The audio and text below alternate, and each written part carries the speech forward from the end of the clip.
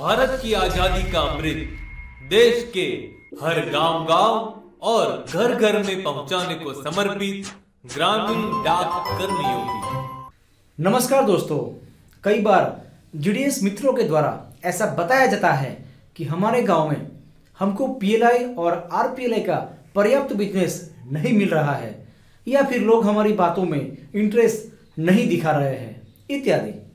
दोस्तों, इन प्रश्नों का उत्तर जानने से पहले हमें हमारी पीएलआई या आरपीएलआई योजना को सही मायने में समझना अधिक आवश्यक है। वास्तव में पीएलआई या आरपीएलआई योजना के द्वारा हम उस घर या उस फैमिली को वित्तीय सुरक्षा प्रदान कर रहे हैं, जैसे कि यदि किसी घर में मुख्य व्यक्ति जिस पर पूरे घर का अर्थोपार्जन का दायित्व होता है और उस व्यक्ति की अकाल मृत्यु होने पर उस घर के सदस्यों पर दोहरा प्रहार होता है। एक तो अपने स्वजन का वियोग और दूसरी ओर उस फैमिली की आर्थिक आवश्यकताओं का मुख्य सूत्रधार नहीं रहने की स्थिति में उत्पन्न हुई वित्तीय समस्याओं से जूझना।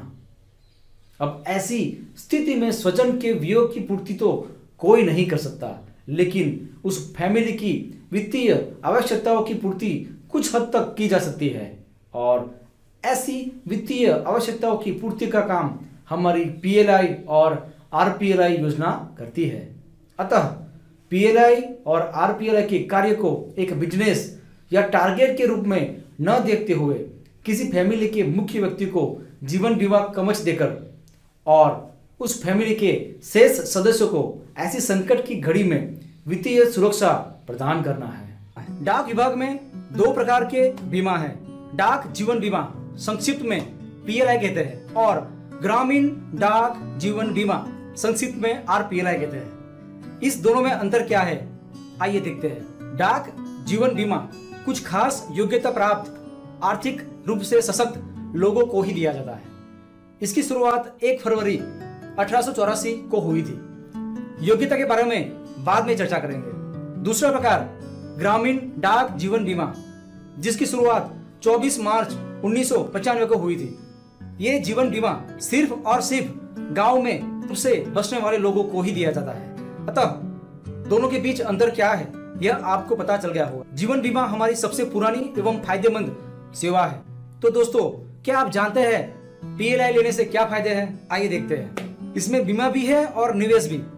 इसमें पैसे की सुरक्षा भी है क्योंकि इसके सभी अधिकार राष्ट्रपति के पास है, परंतु अन्य दूसरी जीवन बीमा कंपनियों का अधिकार IRDA insurance regulatory development authority of India के पास है। इसका प्रीमियम कम और बोनस ज्यादा है। इसमें इनकम टैक्स के सेक्शन 80C के तहत छूट मिलती है। इसमें नामांकन, लोन एवं सरेंडर जैसी सुविधाएं दी गई है। चलिए देखते हैं वे कौन कौन व्यक्ति है जो पीएलआई और आरपीएलआई के लिए एलिजिबल है। क्या आपको पता है कि शुरू में डाक जीवन बीमा केवल डाकघर के कर्मचारियों के लिए ही था? जी हाँ, यह सत्य है, परंतु आज केंद्र सरकार और राज्य सरकारों के कर्मचारियों, सार्वजनिक क्षेत्र उपक्रमों, पब्लिक सेक्टर यूनिट्स, विश्वविद्यालयों एवं सरकारी सहायता प्राप्त शैक्षणिक संस्थाओं, अधिकृत बैंक, लिस्टेड सहकारी समितियां और रक्षा एवं अर्धसैनिक बलों आदि के कर्मचारियों को भी पीएलआई मिल सकता है।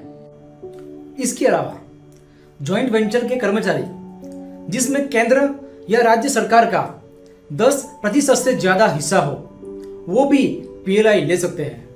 अब सामाजिक सुरक्षा का दायरा विस्तृत करके और अन्य शिक्षित व्यक्तियों को भी पीएलआई के लिए मान्यता दी गई है, जैसे कि निजी शैक्षणिक संस्थाओं, विद्यालयों, महाविद्यालयों आदि के कर्मचारी जिनको एजुकेशन बोर्ड से मान्यता प्राप्त हुई हो।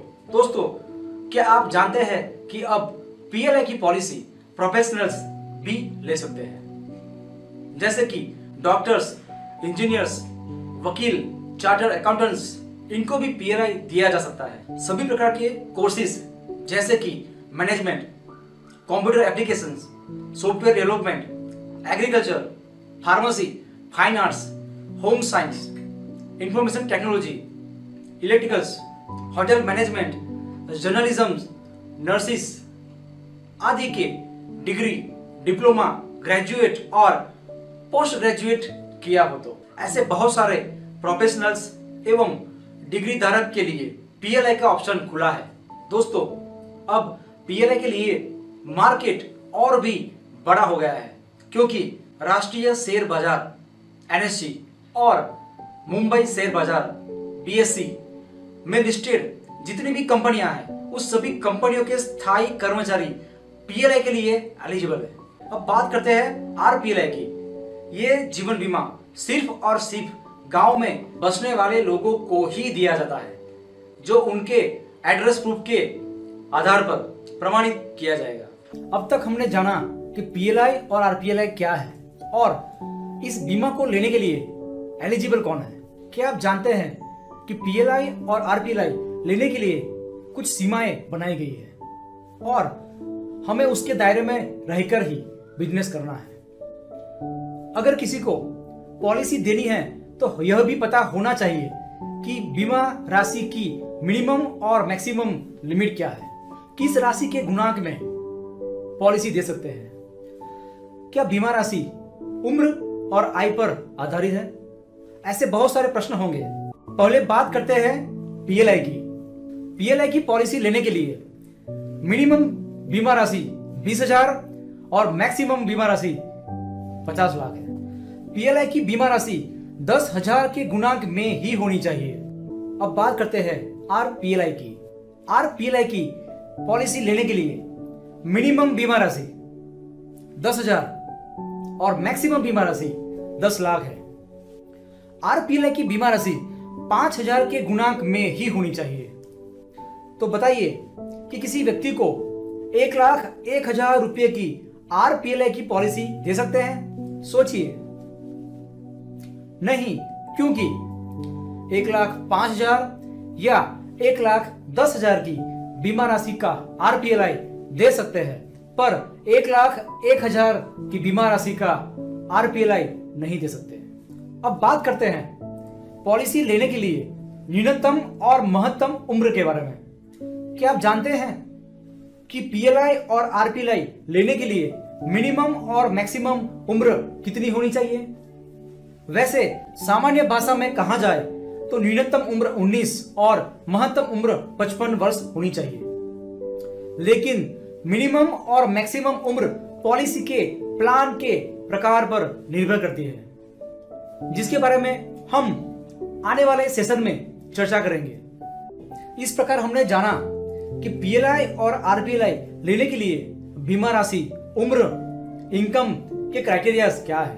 उपरोक्त विषयों के बारे में और अधिक जानकारी यहाँ पर दिए गए माध्यमों से मिल सकती है।